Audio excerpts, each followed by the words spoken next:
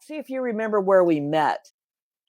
I think it would have been when you came to Hawaii to put together the Maury Boogie team for Hawaii with Keith and myself. Good memory. Because I was thinking, you're right. It was, was it 1977 or 78? Do you remember? Yeah, I believe it was early 81, wasn't it? Oh, 81. Oh, that's way into okay. Well, if it was 81, what happened was... No, you're right. It was earlier than that, I believe. Yeah. It was summer of 80. Okay, I thought it was even earlier than that, like 79-ish, 78-ish. But actually, I could go look at the couple of the articles. But anyway, the bottom line is he remembers and I remember. And it was like, okay, so if it was 80, let's say that's 40 years ago. That's a long time ago. So I remember them asking me to, I worked for Kransko. I went from Maury Boogie, and then Kransko bought out Tom. And I was working for Maury Boogie. And oh, I wish that wasn't echoing back. I'm sorry, everybody. Could someone type in if you can hear Pat okay? Just type in the chat room. Yes, you can hear Pat okay. I know you're hearing me because I'm on this, but anyway. Kransko asked me to go to Hawaii to pick 3 riders. What a job. Okay, fine, good. What a job. I mean, think about it for a moment. You get asked to,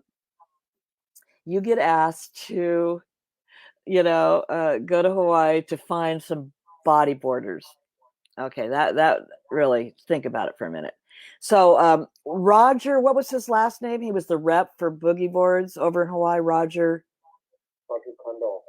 Kundal calls us up. He was the rep for the shops over there and says, okay, Patty, I got a guy for you I want you to meet. And okay, so he introduces me. He takes me somewhere. I don't know if you guys met me at the airport or whatever, but that was when I met you from Roger Kundal, remember?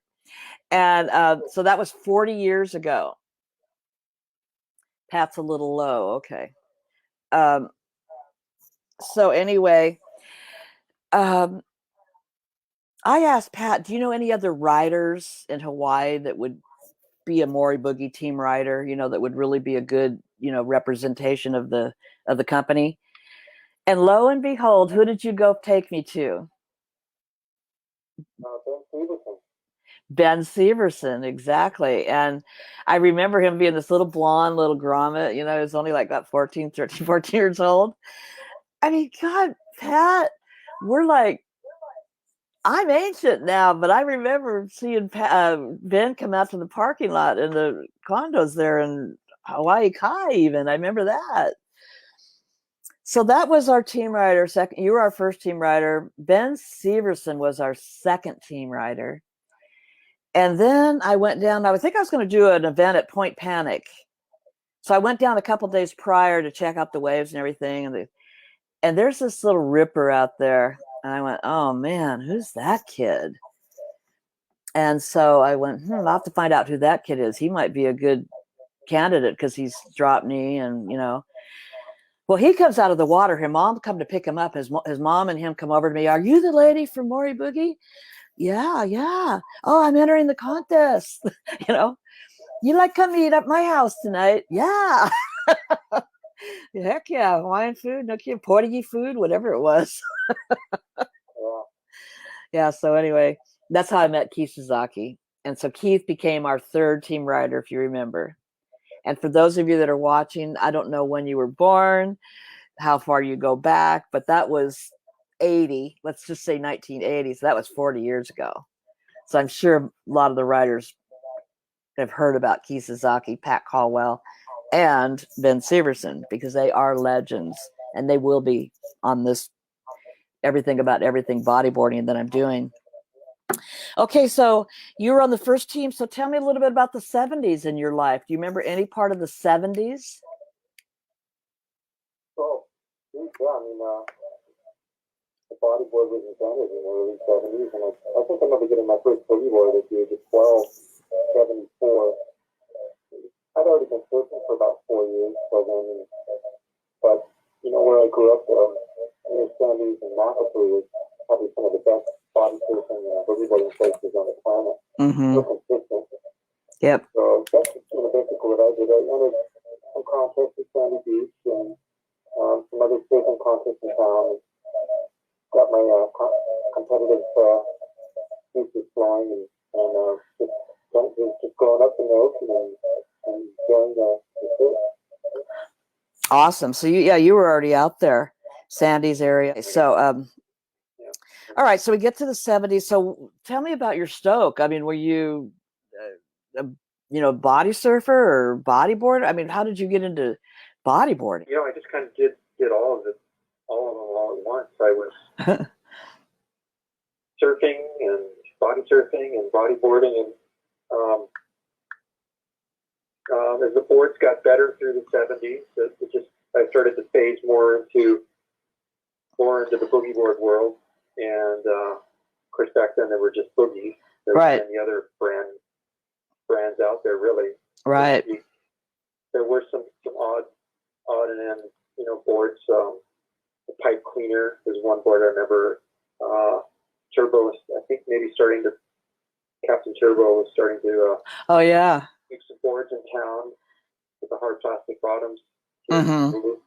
But up until through the 70s, there was just boogie boarding, and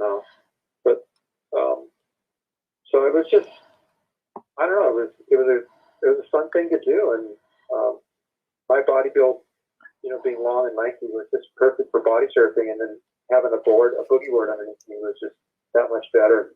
So it was just a natural progression. Yeah. So now you get through the 70s. Did you compete at that Haleiwa contest that I came out on, or was that after you or before you? I didn't come out to that one. I remember that was with Joey Gibbs and Bobby Daybad. Yeah. And Jacqueline Holmes. Tom actually came over for that too. Yeah. Tony Prince too, I think. Yeah, Tony Prince, right. Mm-hmm. Okay, so I just thought maybe you might have been at that.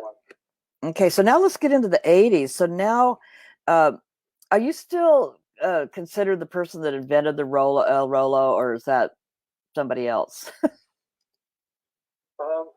Yeah, I think, as much as I hear about it now, I think I'm still the one that's been known to be the one who started the El Rolo. Okay, and cool. Yep. So Jim Waxer's got a bunch of good questions here. Well, you were a lifeguard too, right?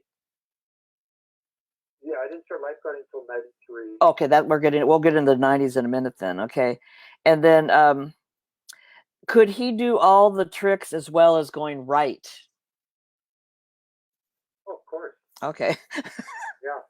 Yeah, the Rolos and the aerials and everything else that we were doing in the 80s and 90s. Uh-huh. And then what was the most sketchy situation in the water while bodyboarding or being a lifeguard that you had? I would have to say probably riding Mavericks back in the late 90s. Ooh. Probably one of the heaviest. So Alistair Taylor and I, we followed a swell across the North Pacific, and I was still living in California then. Mm-hmm. And Alistair was in town. He was still living there as well. And we drove up and got 2 days in a row at Mavericks. It was maxed out. Oh, wow. How big was it? It was in that 35 to... Oh. Okay, it was like breaking outside of the main break. Wow. Most of the guys were just towing in. There were only about 3 or 4 of us paddling. Uh-huh. In the lineup. That's how big and heavy it was. Oh my gosh. And it was scary. A lot of south wind cross chop, and it wasn't perfect conditions. So. Wow. Well, you can say you did it, and that's a great answer to his question too, because that sounds like, I mean, it came right to your brain the minute, minute. There were no rescue skis. This was prior to rescue skis being out there during the big swells. There were no boats. Mm-hmm. It was gloomy. It was windy. There were 3 or 4 of us out there. Might have been one guy from a boat taking pictures. Uh-huh.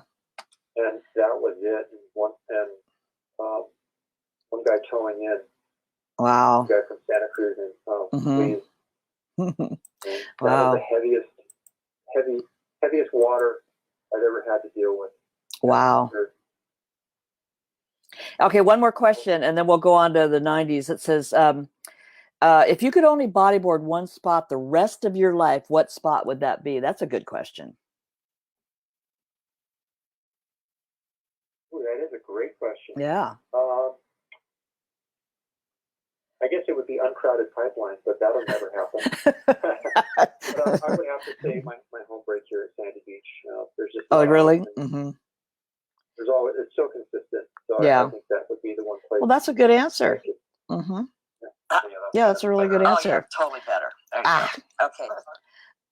I'm trying to get some of these questions answered here. Okay, so good. All right, so my notes, I'm going to take you through the 80s now. So we get up to the 80s, and you were in some of the Maury Boogie pipe contests, weren't you? In the 80s? Yeah, I was. I missed the first one because I had finals in college.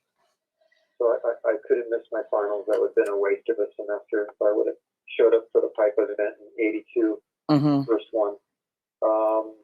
There was the North Shore Shorecraft event that happened in 1980 at Pipeline. So that was actually the first real strictly bodyboard contest at Pipeline, with prize money. And then in 82, the first Maury one I missed because of finals.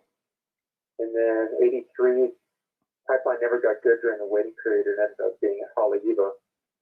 And I got second in 83. I got second in 84. So from then on, I was in each pipe event through 1996. Wow. You competed out, didn't you? Wow. Well, that's awesome. So, I have so many fun memories of as we're getting into now we're really getting into the bodyboarding thing. The early days were just something that if you weren't there, it was so magical and so historical and so everything. And we can remember it, which is really, really awesome. But when we get into the 90s, and that's again, 30 years ago, I remember you now coming up and living in San Clemente, remember, in that one place over there by Trestles, and you were getting into running. I was getting into running, and actually I'd been into running, but Glarmy and I laughed about this the other night too, because there's something about that sport, because it's an individual sport, kind of like bodyboarding, and you can just go as far as you want, or you can just go as slow as you want, whatever. But I remember when you and I would go out on runs, it was always like, okay, well, we can kind of just start running and talk a little bit as we're going, but then the gazelle would take off. And I always kind of thought of you as like my rabbit. Like if I could just catch Pat, I would be really doing good. I will never, Pat, forget that as long as I live. I think we even ran, we're going to get into the BIM nights too, but I think we even ran on some BIM nights before BIM night, didn't we? Do you remember when you come down to Oceanside? I remember running Oceanside with you. Yeah, it could have been. Boy, that's really trying to jog my memory. No. It's been almost 30 years. I know. Yeah. Well, I do remember it, because I remember you out there a little bit, on me always trying to catch you, and there's no way. But in the 90s, you and Jay and Regina, we talked about this in the video I did on BIM. We talked about our BIM nights, and here you are on the cover of Schlitterbahn. And could I just read something real quick, and then I want you to tell us about that event out there. But Pat was one of the people that put in he's a really good writer, and he put in a lot of the editorial and was kind of like the king of editorial of BIM. But here's what you said on your little notes to the people that read this. From PC, the summer of 92 will go down in history with the first Flow Rider event taking place. The Flow Rider will open up inland markets on bodyboarding. I believe it'll be a great training tool and retreat for surf-starved bodyboarders worldwide. Other historical events, 17-year-old grommet Brian Weiss won the Bud Pro tournament. Do you remember that? Do you remember when Brian Weiss won it? Okay, and then Brian Press made his first final pro heat and won the Oceanside PSAA event. Do you remember that? Vaguely, yeah. Yeah, they were pretty historical because these are two young, kind of pups in the sport doing pretty good in the pro arena. And here's what I really liked what you said. And if it was today, it would be beautiful. The youth of bodyboarding are bright, aggressive, and exciting. They have nothing to lose, is what Brian Weiss said after winning in Imperial Beach. I believe this ushers in a new era. The youth need guidance. We need to treat these youngsters with respect, whether it be by the sponsors or by the older riders. And that was in 1992. And that really holds true today, don't you think? Yeah, absolutely. And you can see that with what Ben Severson and myself and Keith Scott are doing here in Hawaii to keep the sport alive, along with Chris Burkhardt and Jeff Hubbard. Nice. On Kauai and also on Oahu, by putting on bodyboard events in the islands here. Do me a favor, pass the volume on your computer. That's sorry. What I'm picking up. A little technical there. Yeah, it does hold true today for sure. Yeah, and we just got to get those young. We got to get those young. What do you call it? Grommets out where we knew who Brian Weiss was, and he was young, and Brian Press. That needs to start over. We talk about that all the time, but that was something in the 90s that I'll never forget. You being involved with BIM, picking some of the most insane covers. This one, I was telling the people on the bodyboarding video that I did that even though you ended up in the cover, that Russell Hoover shot deserved. I mean, it was picked by the whole group of people that were on the BIM night, that we would all get together. Well, you didn't say, hey, and so I think that was pretty cool. And then the other one that you were on, I don't have that copy, but I know you were on another cover. Do you remember that cover? Yeah, I've got it floating around here somewhere. Yeah, cover here, cover there. Yeah. The people kill to be on a cover. Yeah, it's around here somewhere. Anyway. Yeah. So that was so much fun during the BIM nights. And then as BIM got going and then we went into the BIA, now remember, we're still in the 90s. Pat now gets very involved. He's living in California, and you started coming to the BIA judging arena. Did you compete or just judge? I just judged. You just judged, Yeah. That's Yeah, what I thought. Yeah. Yeah. And we were real adamant about having the best judges, pros, Manny and Guillermo, remember, and Chris Granati and everybody, that when you paid the money to be in a BIA event, you were going to get judged by a real professional staff. And I'll never forget you for that, Pat. You came so professionally to help these kids move along in their competitive careers. And so that was the 90s. Now you have to tell us what happened after that. We've got like 25 years in there. What happened? Where are you? What happened during that time? I started lifeguarding, Mm-hmm. and of course, still bodyboarding at the same time. But lifeguarding in California, as you may know, is pretty seasonal. So I would spend my winters in Hawaii on the North Shore through the 90s and early 2000s. And then my summer seasons and swing seasons lifeguarding in California. And then in 2000, I tried out for California State Parks permanent lifeguard and got into that. Oh, that's right. I'm familiar with California State Park lifeguards. They're all permanent peace officers. They're police officers. They carry a badge and a gun and arrest powers in California. So I did that through the early 2000s into 2012 before finally moving home to Hawaii. All the while, even during that time, kind of getting back to judging too, it was very important to me that because of what happened to me in the 80s and early 90s, being judged poorly, I wanted to be the best judge that I could be. And so when I started judging, I brought the same focus and attention to detail and fairness that I do when I'm lifeguarding. It takes a lot of concentration to judge, as it does in lifeguarding. So I saw there were some parallels there. And so, of course, I was brought under the wing of Midget Smith, who was my sensei, so to speak. He taught me all the ropes of judging, and I judged surfing events through the late 90s before becoming a police officer for state parks. And now I picked it right back up in 2011, coming back to Pipeline, and judging there, and then working with Ben and Mike Stewart, of course, and Hubbard and Chris Burkhart and everybody, and judging here in Hawaii. So it's kind of come full circle. Yeah, that is so cool.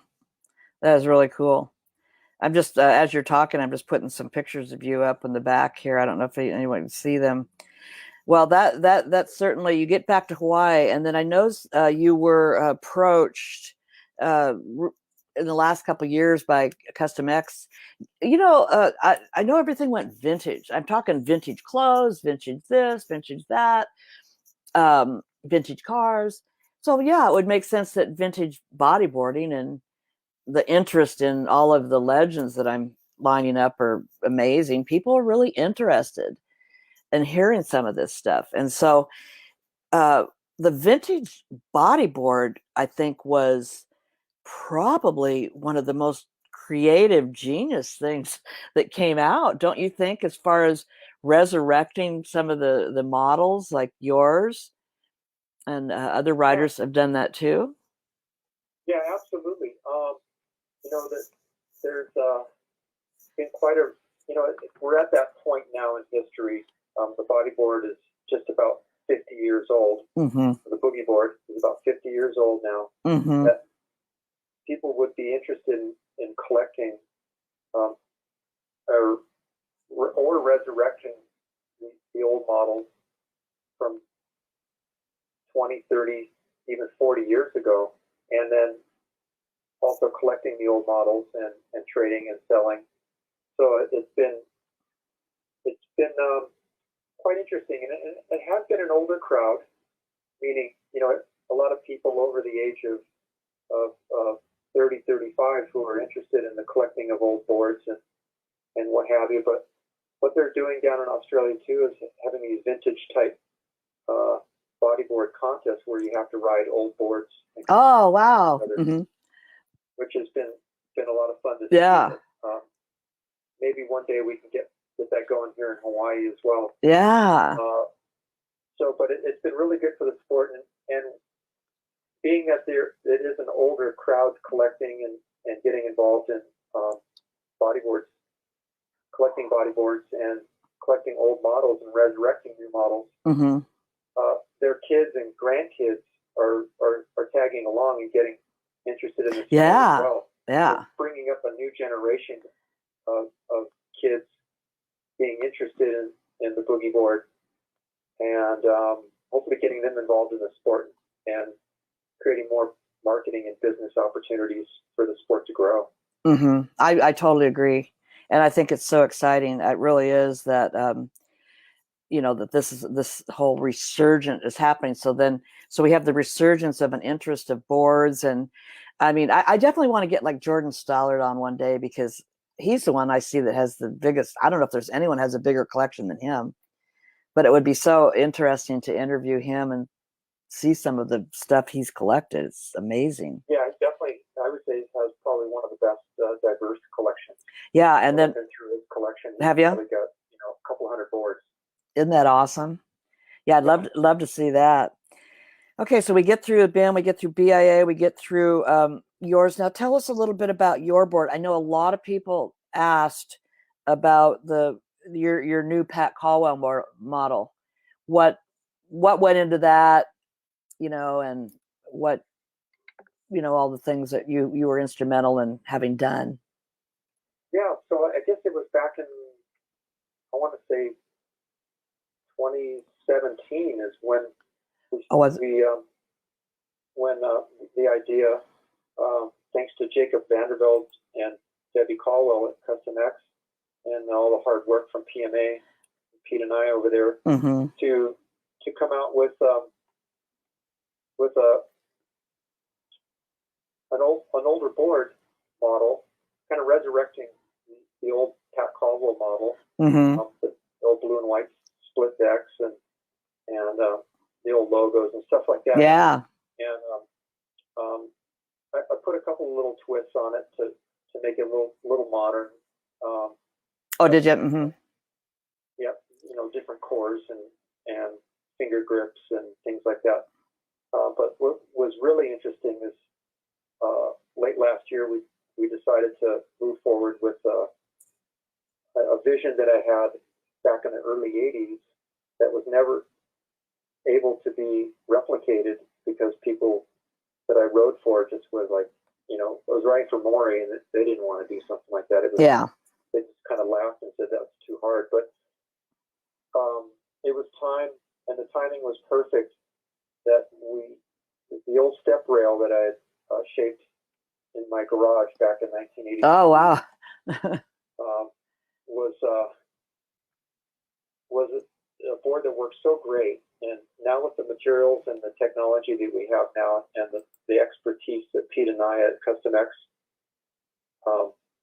had to make this realization come true, and the tooling that they had to actually redo to make this happen, we've been able to actually replicate the step rail board, the old Scott template, and the new steps, and it built me a prototype, and I wrote it in early March for the first time, and was just blown away. Really? It worked it's just amazing. It's been difficult as much video and pictures and things have gone up showing this board. It's been really difficult for people to understand what they're looking at. They say, "Oh, is that a stinger?" Oh, really? No, it's not a stinger. No, the template is not broken because of these steps. But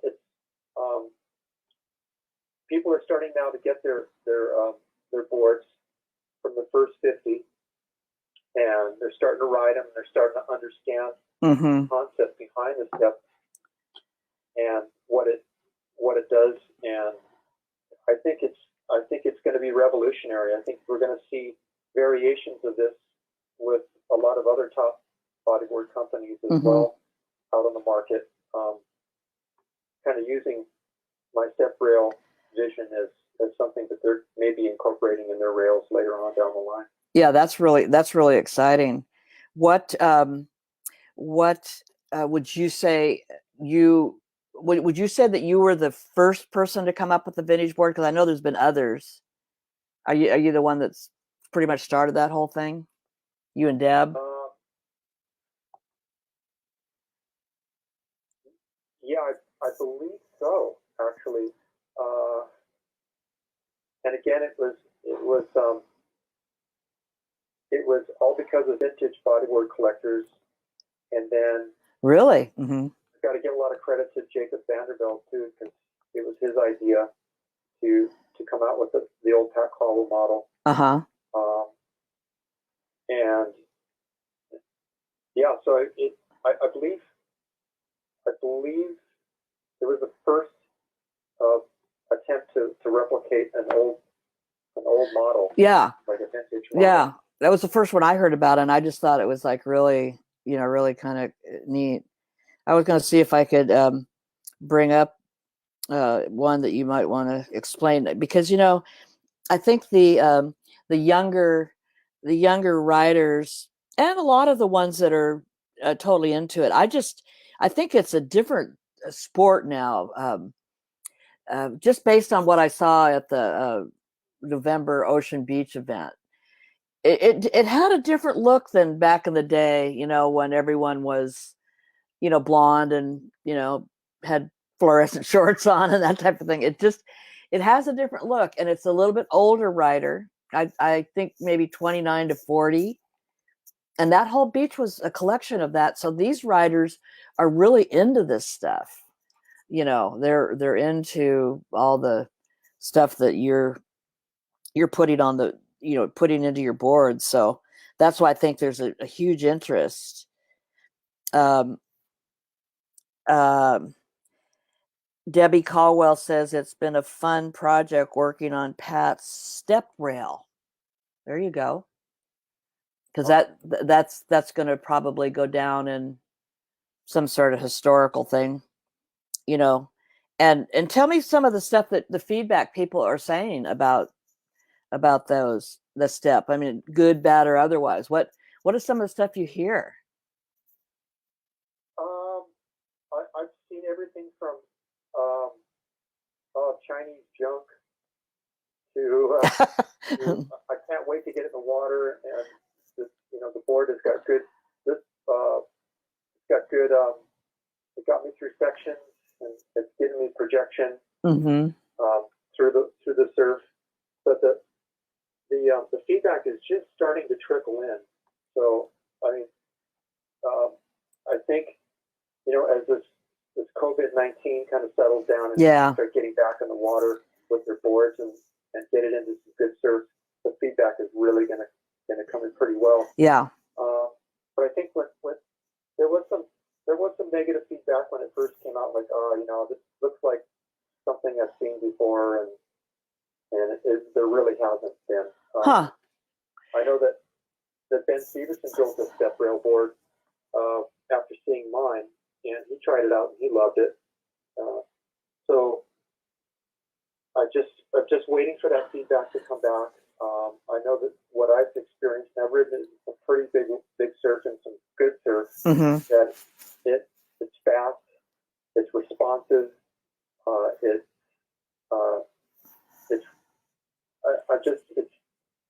it's a next step, really. It kind of breaks us out of thinking that all boogie boards have to have a continuous rail through the top and the bottom. Yeah, so interesting. I'm hoping people start, you know, thinking outside the box and start playing with the boogie rail. I know, you know, Ben's done it with making round rails. There's been some concave rails that JP's done early on with Scott and with Custom X.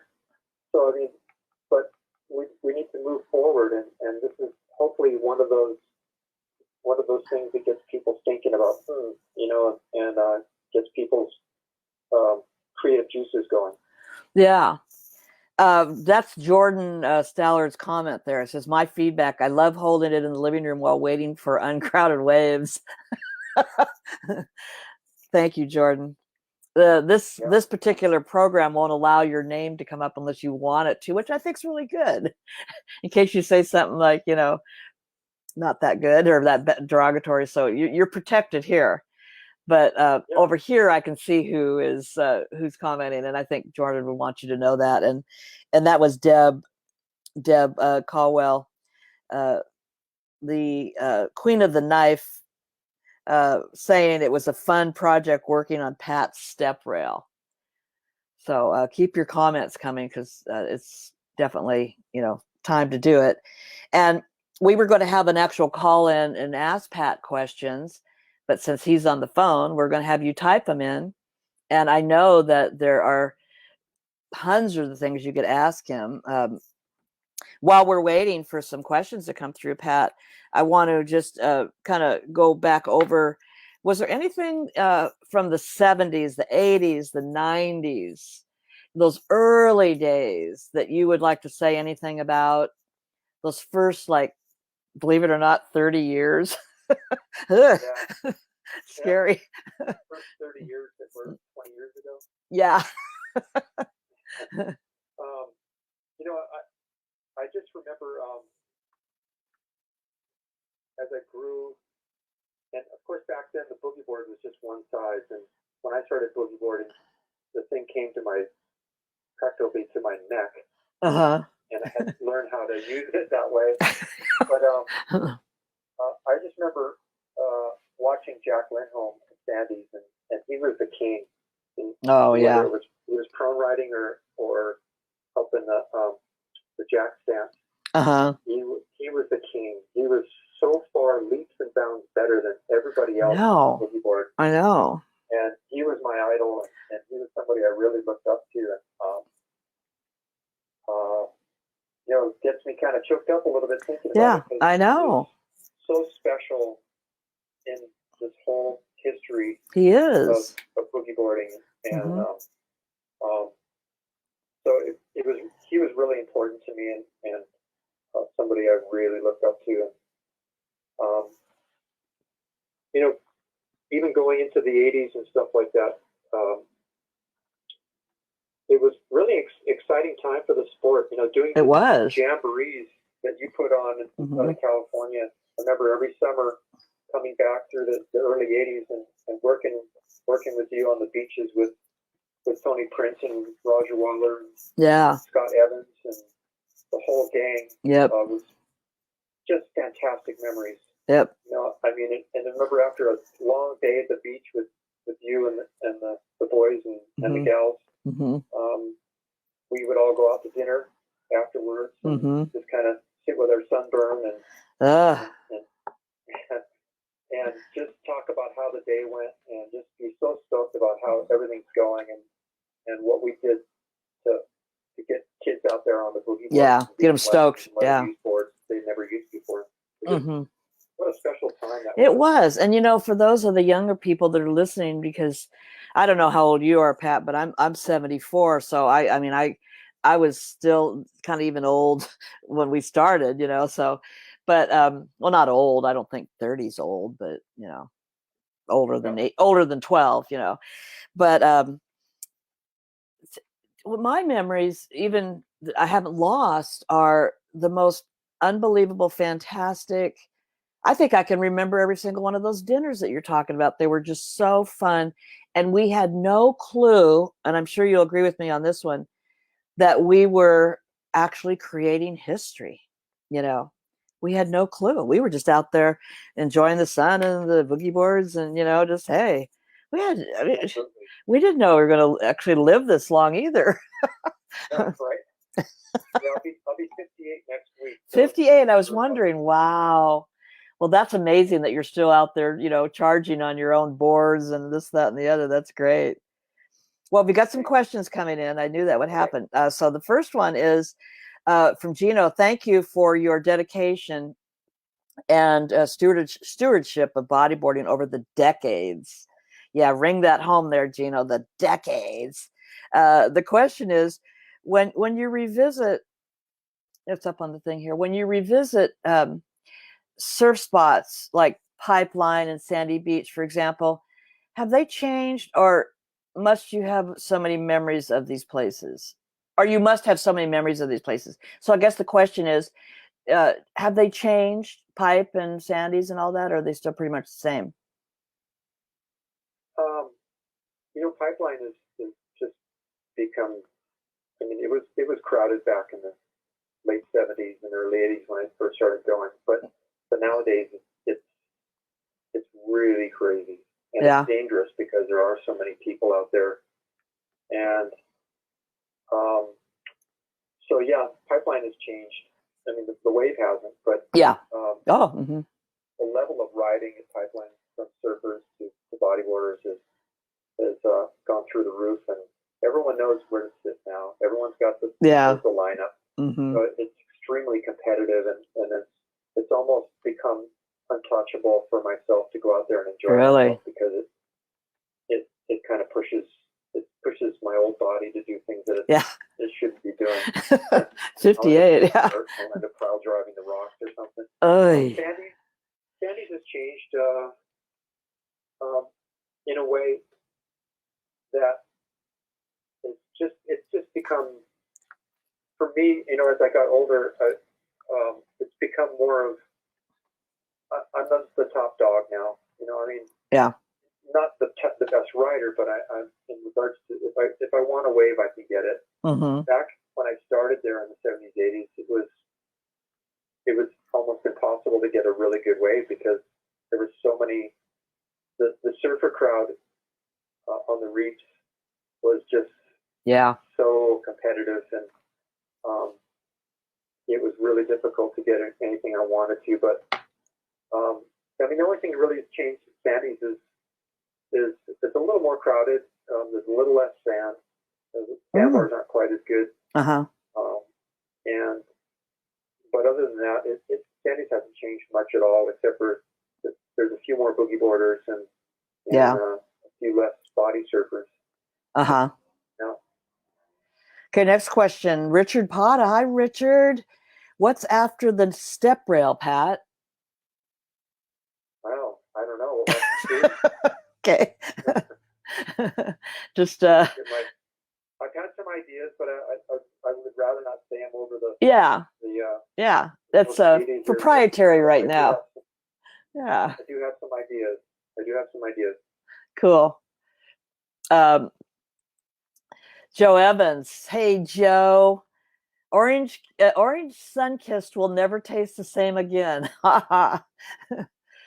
And that's kind of like not an inside, but it's for those of you that are around a while. We used to do Sunkissed sponsored us, and we had everybody in orange shirts. We had orange banners. We had Joey Gibbs out there on an orange Sunkissed windboard, and it was all beat Sunkissed. So Joe's right. Orange Sunkissed will never. Is it still around? I didn't even know if it was still around. What do you think? What do you think about those Sunkissed days, Pat? Yeah. No, there was a lot of orange soda going on around the beach too. That was fun. It was. I liked when Maury incorporated some of the boards with the Sunkissed logos on them. That was kind of fun. It was. That's a good one, Joe. Okay, here's a good one too. Does this Matt? Does the step rail work better in smaller or bigger waves? I'm still working on it. When I developed it back in '83, I immediately took it out to the wedge in some pretty big surf. And noticed how well the board turned and knifed through the water, and that was some big, nice big smooth surface at some good sized wedge. So it works good at high speeds. It works good at slower speeds. So I've had success both in smaller and bigger waves. Oh, good. Here's another one. We got a question here. What is it like working with PMA, and how different from the previous shapers? Oh, you're not going to say anything about PMA over the video. No, PMA, he gets it. He understands. All the shapers that I've worked with have been fantastic, but PMA, he's a rider as well, and shapers were too. But he understands it. He gets it, and it's been really fun and easy to work with Pete on these shapes, getting them out. Yeah, he's really dedicated for sure. Just a quick one here. I don't think it's a question, but Steve says Sunkissed, Juicy Fruit Gum, and the Bodyboard commercials were always fun to see. They were back in the day. You don't see those kind of commercials. Yeah, they were big time. The no kidding. Gum commercials went worldwide. I know. Made in Europe, but they did air in the United States and South America. So, Juicy Fruit really put boogie boarding on the map as well. No that kidding. Was in the mid-'80s when that commercial came out. Yeah. Well, we've talked about eras, but Joey's asking, does Pat have a favorite era and why? Do you have anything like, that was my absolute favorite? I might be partial, but I think the 80s were probably the heyday of the sport of boogie boarding. When it comes to Patty, what you started in the late 70s with Maury being the promotions manager and traveling to the East Coast and doing all the jamborees, and then the first professional contest coming about in the late in '79, and then in Hawaii in '80 through the '80s, it really emerged as not just a pool toy or a whitewater riding wave vehicle. It turned into a wave riding vehicle that really took wave surfing to another level. And so '80s was the time when it all kind of came together. It materialized and busted out worldwide, and you could see what happened to the sport in Australia and Brazil back in the early to mid '80s, and it has really shaped where we're at now. And so I'd say the '80s is my favorite era. Yeah. Given the materials came from night and day. Oh yeah. And I think you guys were it's the way I was thinking about, like, when I was going to do the Roger and Scott, and then Tony and Joe, they're the OGs, they're the '70s original guys, but then it blows up, and now the golden era, which is the next gen, would be like you, Ben, JP, Mike, all the blonde, all you guys. So I could see where, it really blew up too. So Mary Lee had the full, contest going everywhere, and it just went huge. So I can see where that would be a really favorite time. Great question. Jim says, let's see if I can get this up here. Jim says, I missed part of the interview, so I'm sorry that if it was covered. Yeah, we did answer some of your questions already. They're back in the first part of the interview. But what is your favorite spot in California? Ooh. Yeah. There are a lot of spots in California. I know. That's a good question. Some of them I don't want to let out, but there are some spots in San Diego County. Yeah, you could say that. And then Orange County. The places that I trained at, that's a no-brainer. In the early PSAA days, the waves were just grovelly mess, mushy mess. Yeah. But I did go to 40th Street in Newport a lot because did you? In those early PSAA days, I lived in Irvine, so 40th was my. Oh, that's right. Yeah. Mm-hmm. So 40th Street in Newport was a great wave to train at, whether it was good or if it was small and mushy. It was just a great place. But for pipeline, if I could get out to the wedge and get some good decent waves at the wedge, it was a good place to train for. Oh yeah. Mm-hmm. Oh yeah. What does he say? Or competitions that thought was odd that you thought really helped you? Yeah, you answered that one. Let's see. Here's another one. Some good questions coming through here. Thanks for your time, Pat, and sharing it with us. Have you been at Kelly Slater's wave pool? I have not been to Kelly's wave. I hope to one day. We'll see. It looks like a lot of fun. I saw Mike Stewart's video from there. Looks like he got some fantastic little waves.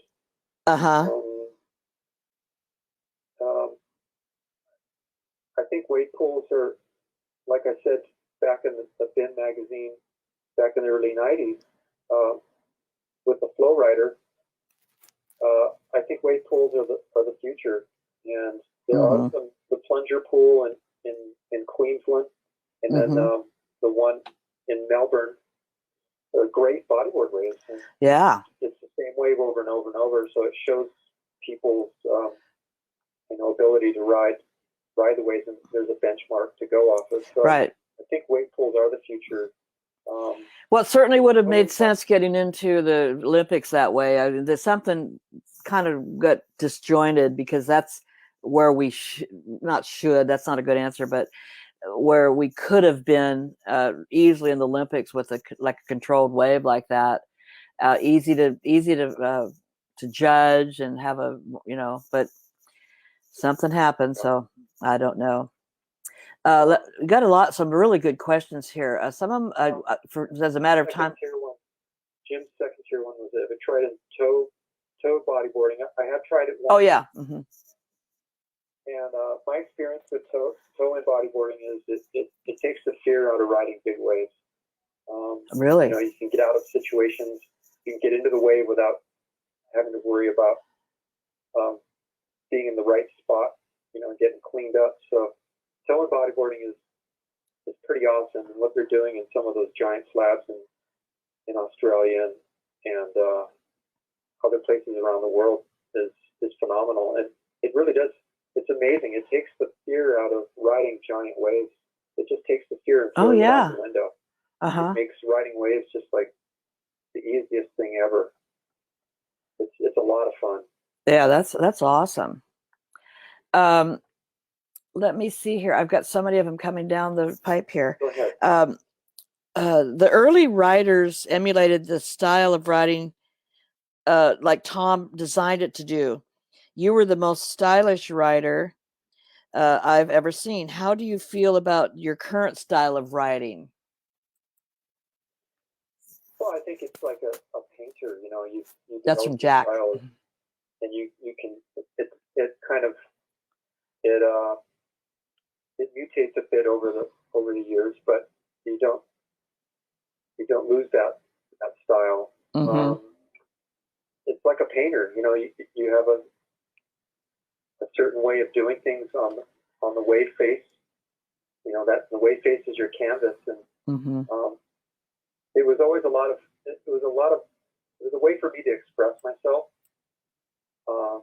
and I just really enjoy, you know, making it look effortless and painting just smooth strokes and working the wave faces. Something that's a lost art, you know. Yeah.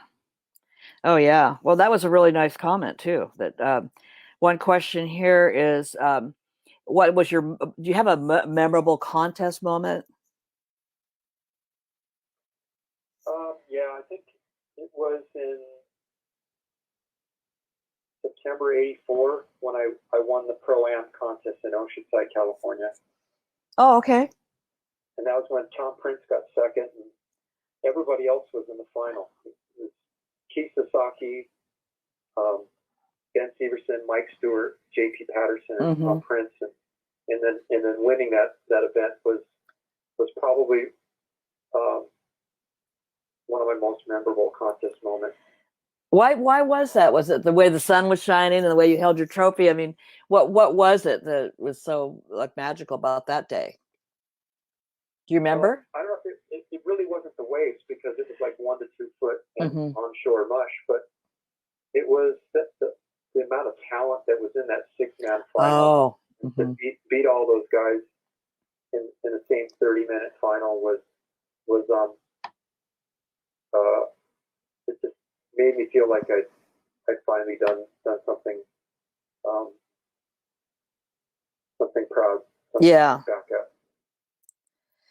Well, that's good. Okay, I'm going to put this one up, and I'm sure it's kind of like Jordan has asked, the ghost of Ron McNadams, R.I.P., is listening to make sure nothing is named. Talking about San Diego County. So. Yeah. Well, that's how it is. Like, you know, nowadays, I mean, here with the isolation, Coronado and Oceanside were open before, you know, when they closed down all the other beaches. And that one video I posted of the beach out in Oceanside, the lifeguards were going by and trying to distance everybody. And then they closed it the next day, you know, because it was the only beach. But I put secret spot. I didn't want people knowing, you know, look, here's a video of a secret spot. And well, now I've told you, but anyway, all of them are open now. Oceanside's open now. We're having that luminescent wave, you know, the plankton, shiny at night wave right now. So during the day, the water looks really bad. You know, it looks red. Yeah, it's really dirty. Kind of brownish, reddish. Yeah. Okay, so let's take a couple more and then we'll cap it here. I'm sure you're probably getting hungry. The classic question: what would you rather ride each wave perfectly? Oh, this is a good question. Would you rather ride each wave perfectly or ride a perfect wave? Oh, That's a good one. That is a good question. Yeah. How about both? You know, I think because writing each wave perfectly is probably an unrealistic thing to ever happen. I would say writing a perfect wave would probably something that I'd rather do, because it's almost impossible to ride each wave perfectly. Yeah. So I'd probably want to ride a perfect wave. Yeah. Well, that's good. And that's a really good way to cap it too. I mean, I can't even believe we've been at it an hour now. We could go on for, if we were all together, we could go on for a whole weekend of memories. It's such amazing times that we've had together. Is there anything you want to talk about as far as the future goes? How you're going to be around for quite a while now. How would you like to see everything go with the sport? Well, I think it's really important for people to get involved in the promotion of the sport if you've got the time and the energy and the resources to do it. I'm going to continue to help Ben and Chris Burkhart and Jeff Hubbard and everyone involved here in Hawaii in regards to promoting the sport and getting the keiki, getting the children out there. I'd like to do more amateur events. I think we kind of have to get back to our roots. Yeah. Almost jamboree type style contests where we've got a beginner division and we get out there and everyone just goes out to have fun. And that's the way we got to bring our sport back. Yeah. So just being involved in the sport behind the scenes is important for me. And to make sure that if I'm involved in the judging panel, that the right people are getting through the heats. That's super important to me. Yeah. Yep. And it really hits one of my heartstrings to make sure that I get that right. So yeah. And that was part of the BIA too. We felt like if you're going to come down here and pay the money, the person that goes up for number one was the real winner. And we never had any disputes. Do you remember? Oh no, the judge was looking the other way. I mean, there was never a dispute. And that's really a quality that if you pass on, that for the sport will be really, really vital, I think. I'm sorry I missed the name here, but I thought it was a good question. Why do you think the bodyboarding took such a big dip? Do you think it's because of losing all those youngsters and heading more towards the pro and not going back to the basic, lift them up through the generations? I think that's a part of it, but I think it comes back to just the stigma of the boogie board and that it's a beginning wave riding vehicle that it's had for years and years and years. And it's an easy thing to do, but it's an extremely difficult thing to do excellent. So I think that's what's keeping it down and creating these dips in the sport is that it is extremely difficult to do at the world class level. It takes an incredible amount of time, energy, and talent to do to bodyboard at the top level. Whereas in people that surf and boogie board can attest to this. It's a lot easier to be a really good surfer than it is to be a really good boogie boarder. It's just the way it is. I mean, the surfboard is so refined and it's made just that much better to ride the types of waves that they're doing professionally than it is what we can do on a boogie board and what we have to do it.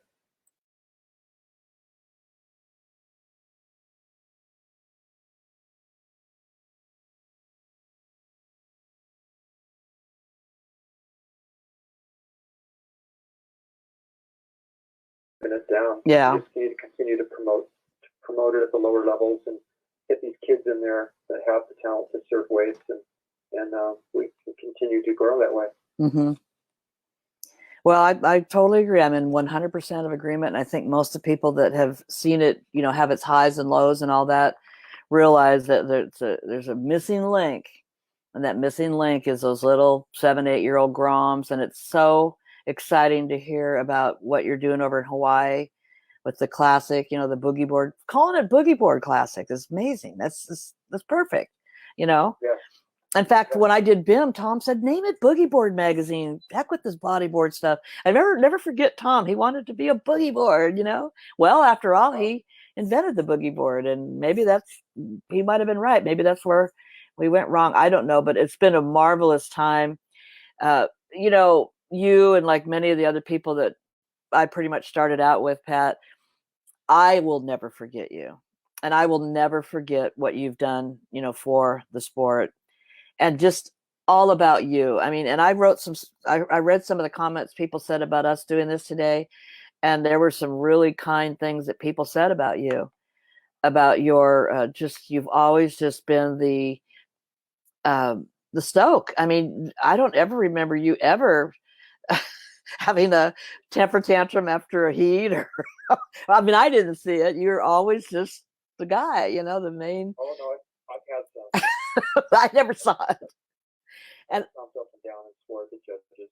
Oh, really? Okay. My bad times, but yeah. I mean, I think the passion that I have for the sport is still going strong, and I'm still a Grom at heart. I still get upset if I miss a good day of waves. I'm just like this. I'm not an easy person to live with, and JJ can attest to it. When I miss a good wave of surf, I am not a happy camper. I'm a Grom. Oh yeah. All the time. Yeah. Well, there's some good comments coming through here. Thank you for just doing this, and we got off to a little technological 21st century rocky road start, but we figured it out. Bring you in on video and call in. I mean, we worked it out. So I mean, I really appreciate you going through all that with me. And I started doing this about 12 years ago. I mean, my early videos were like this, where a lot of technical challenges, but I learn each time.